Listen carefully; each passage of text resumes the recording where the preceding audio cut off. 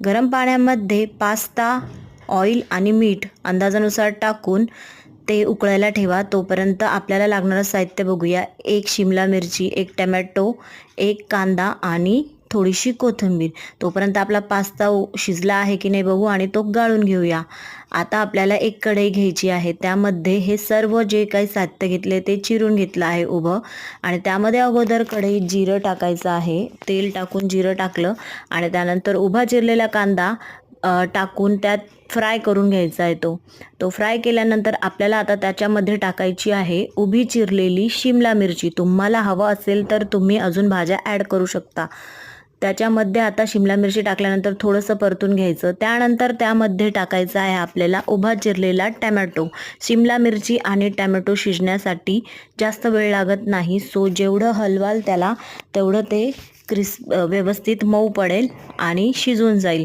त्यानंतर आपल्याला यामध्ये टाकायचा आहे पास्ता. जो आपण शिजवून घेतलेला आहे तो पास्ता आपल्याला यामध्ये टाकायचा आहे. सो जो गाळून घेतलेला आपण जो पास्ता आहे तो यात आता टाकूया.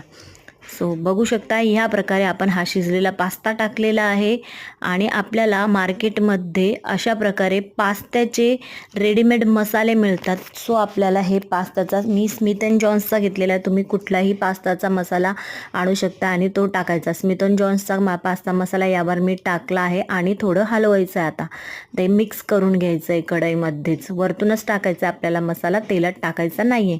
सो हे हलवलं आहे आणि त्यावर थोडंसं पाणी शिंपडायचं आहे. त्यामुळे तो पास्त्याला मसाला पूर्णपणे लागेल. सगळ्या पास्त्याला आपला मसाला लागणार आहे. सो आता हलवून घेऊया. आता आपल्याला याच्यात मेयोनीज टाकायचं आहे. मेयोनीज तुम्ही कुठलंही घेऊ शकताय. मी हे मेयोनीज घेतलेलं आहे.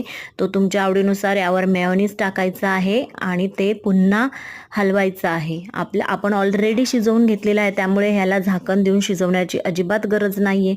फक्त जे काही आपण भाज्या टाकणार आहोत त्या व्यवस्थित शिजवून घ्यायच्या आहेत तेलामध्ये आधीच आणि त्यानंतर हा शिजलेला पास्ता टाकला आणि चांगला हलवून घ्यायचा. आणि आता वरतून आपण गार्निशसाठी कोथिंबीर टाकली. हा रेडी झाला आहे आता आपला पास्ता.